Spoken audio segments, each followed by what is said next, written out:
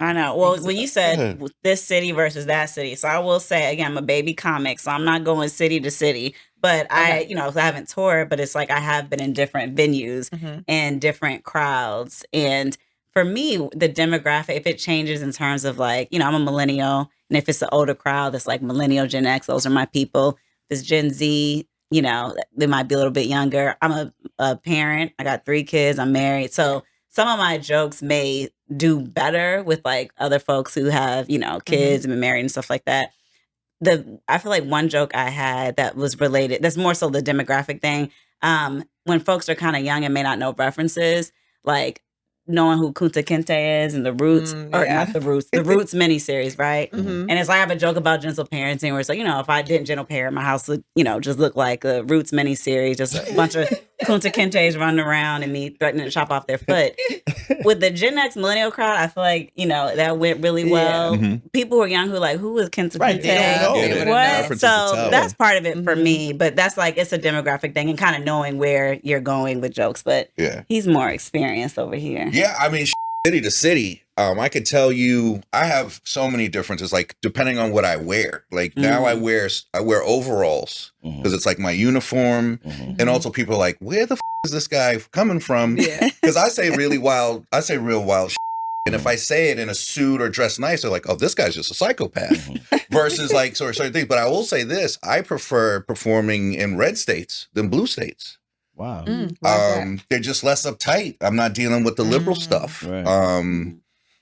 I Not dealing feel with the politics of politics, Huh? right? Yeah. you Yeah, ain't and that's dealing the with all thing. that. Like everyone there is like you're not like if I go on stage in New York and I'm doing gay jokes and they're pro-gay, the liberal hard people are staring at the gay friend. Wait, like how is he gonna react? And he's looking at me like, I love this guy, and I'm like, I love you too. But the room is this: you go on the red state, everyone's like, let it fly. Let's see where he goes. Yeah, Hopefully he yeah. lands right. Yeah. Right. You know what I That mean? makes But I feel like, there's definitely the political blue-red. I feel like when I wear different clothes, but I'll tell you, city to city, I'll go from show to show. Yeah. I'll be in a room that's older black folks and rock, and then younger black folks are a little more conservative. They're like, you can't say fat, you can't say this.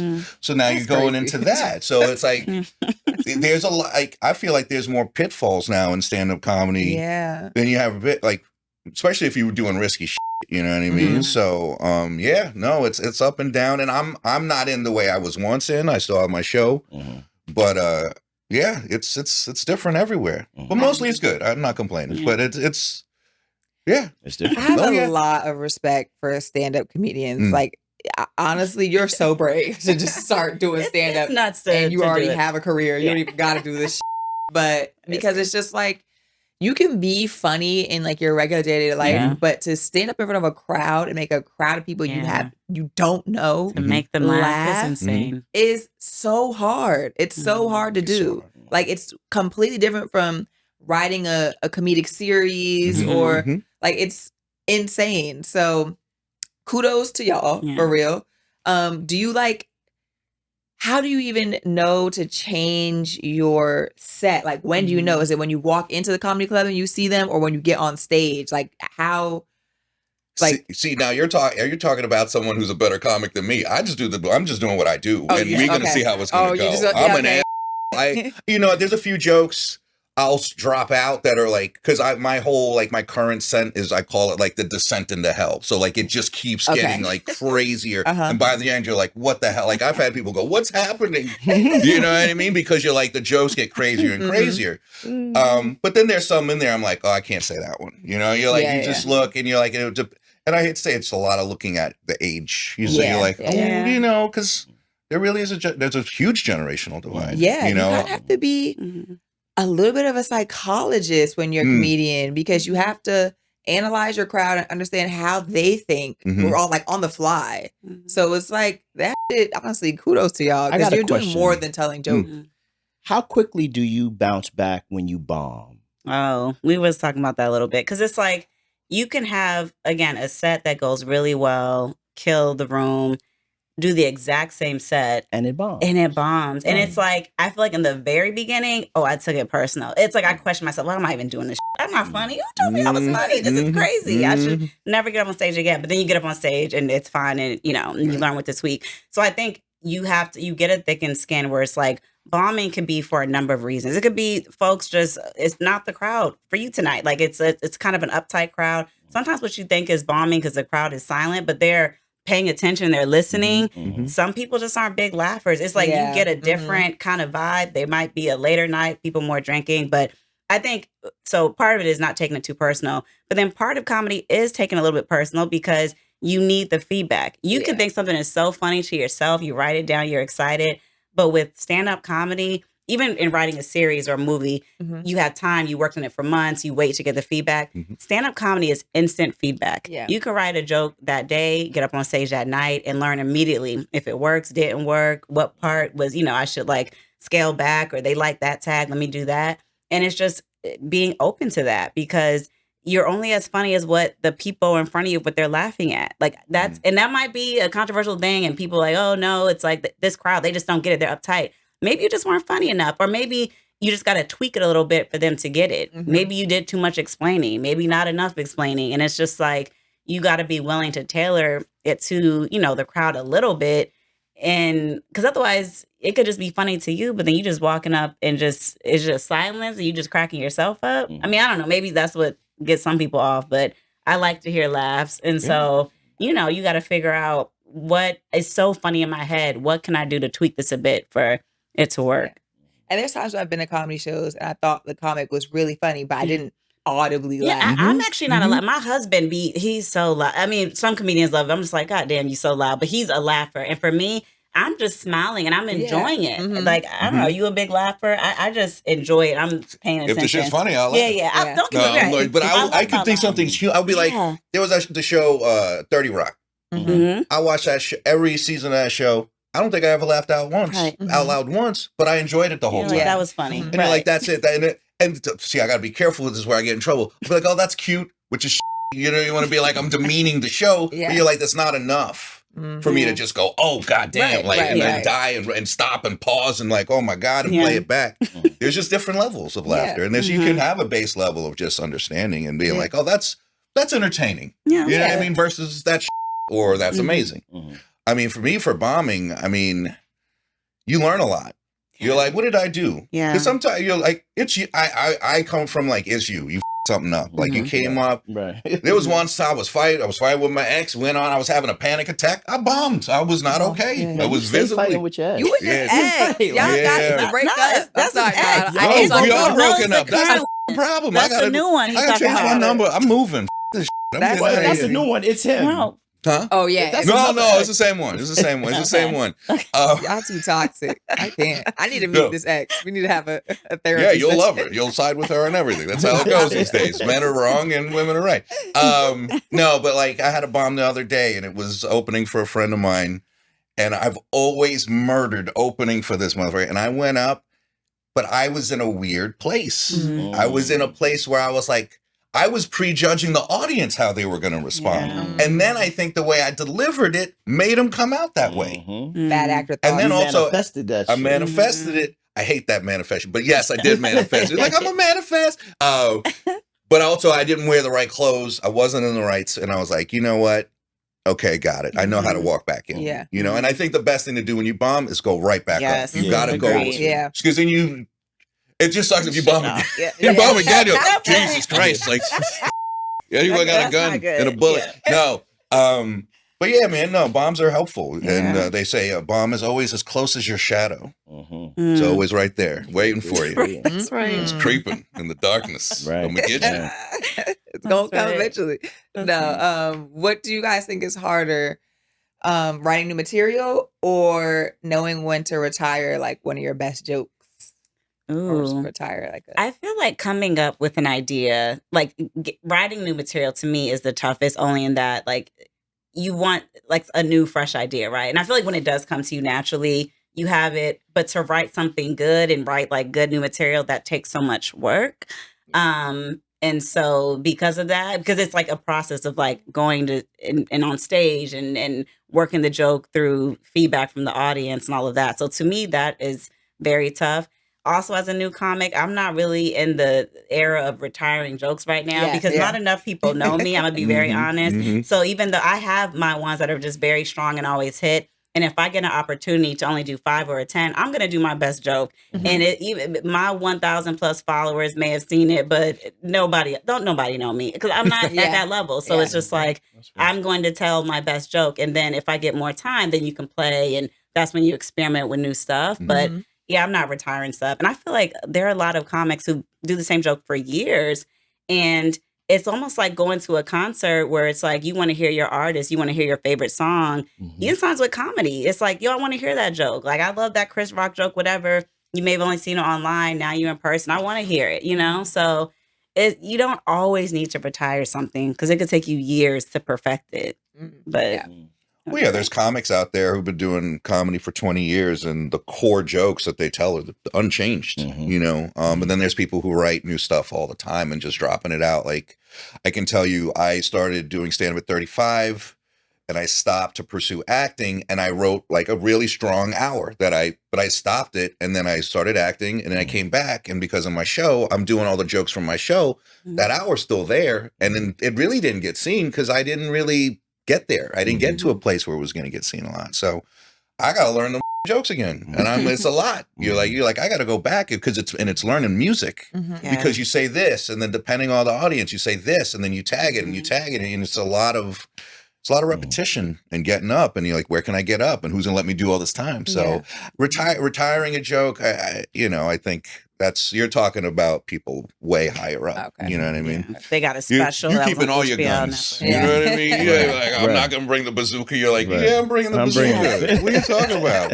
I'm bringing that one. We gotta nuke Right. these people. Yeah. Tell us more about your show, Two Comics on a Bench. How did that So come funny. about? Like, how did you start it? So think two of comics, Two Comics on a Bench. The summer of 2020, COVID, I made a short film called 180 Seconds. I gained 30 pounds on purpose. I acted against myself. I put it out. It went viral. It was amazing, all this stuff.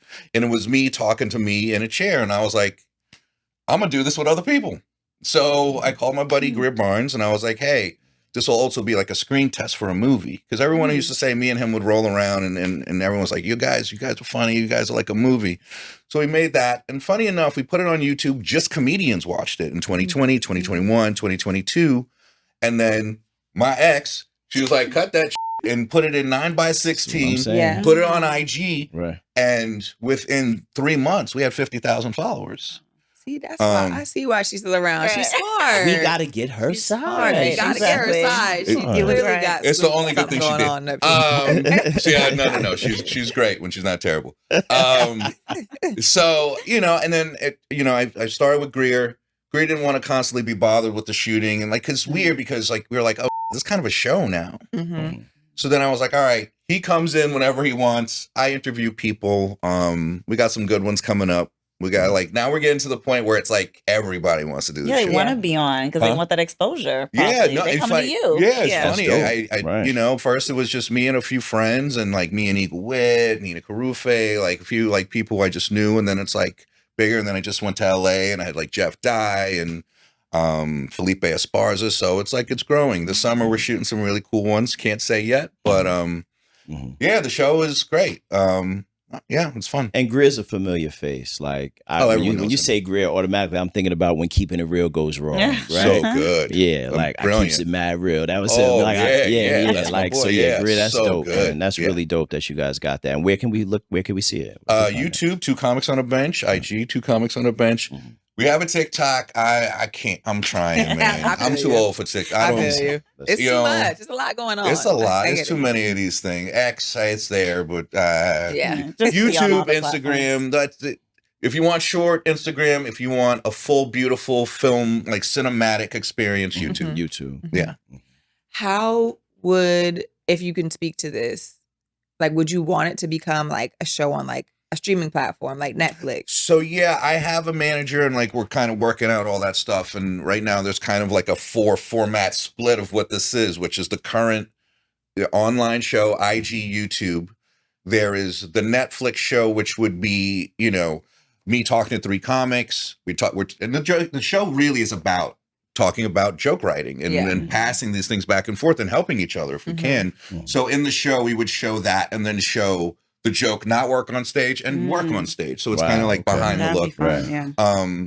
Then there's we want to do a Sirius XM show called Two Comics on a Bench at Sirius, and then Two Comics on a Bench, the movie, which is I shot the first scene of it, and it's crazy. So it's good. It's good. It's the most depressing comedy thing you'll ever see in your life. That's the goal. I want you to cry and laugh and be like, "Holy shit, this is insane." So, what's like a common misconception about having like a Netflix show or special, if you will?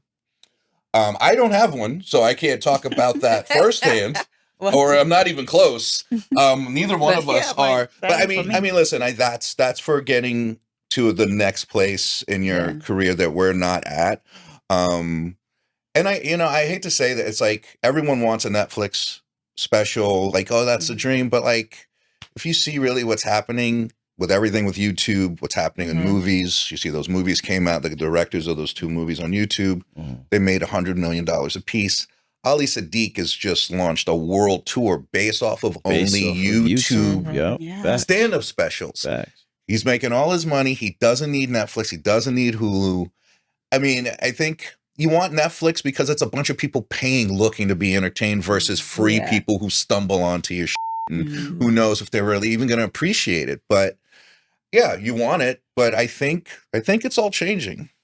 You know what I mean? I'd be great to have, but yeah, I'm not even close to that. So I was gonna ask what formula do you need to have to get a Netflix special? But I guess there really is no formula, right? Like you can right, you would have to be what they're looking for because they're always looking for a certain thing with the right following.